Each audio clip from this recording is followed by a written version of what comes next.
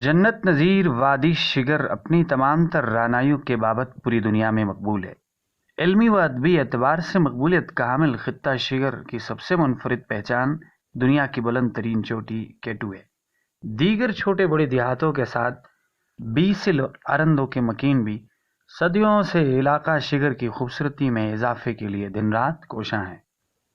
Bessel اور ارندو کی مجموعی آبادی تقریباً 5000 نفوس پر مشتمل ہے۔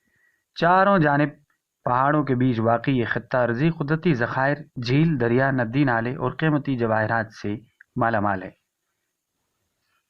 معاشی ضروریات کا انحصار زراعت پر ہے۔ بیسل ارندو کی سب سے منفرد اور اہم بات یہاں موجود قدرتی گرم چشمے ہیں۔ ان چشموں سے سال ہر سال ابلتا ہوا گرم پانی نکلتا رہتا ہے۔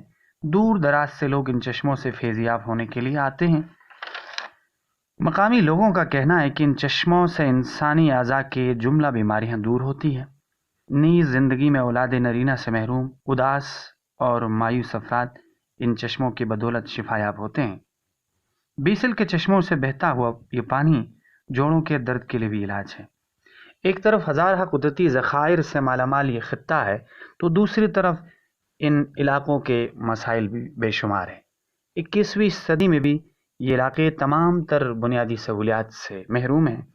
یہاں ذرائع آمد و رفت، ذرائع مواصلات، ڈاک، تعلیم، صحت اور روزگار کے وسائل کا دور دور تک نام و نشان نہیں۔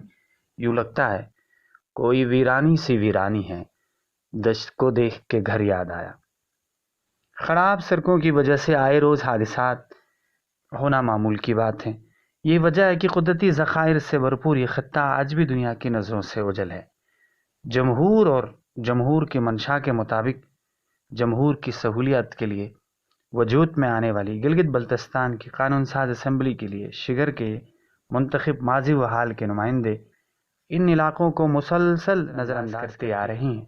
علاقہ مکین آج بھی احساس محرومی کے ساتھ زندگی گزارنے پر مجبور ہیں۔ بارہا عوامی مطالبات کے باوجود ترقیاتی کاموں میں ان علاقوں کو شامل نہ کیا جانا افسوسناک بات ہے۔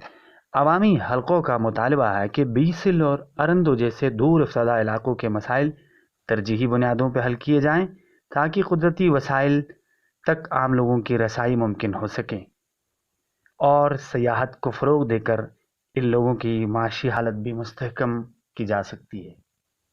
تحریر و آواز ذوالفقار علی، معاون شجاعت شگری، تکنیکی معاونت ذیشان مہدی، پیشکش اسکردو ٹی وی۔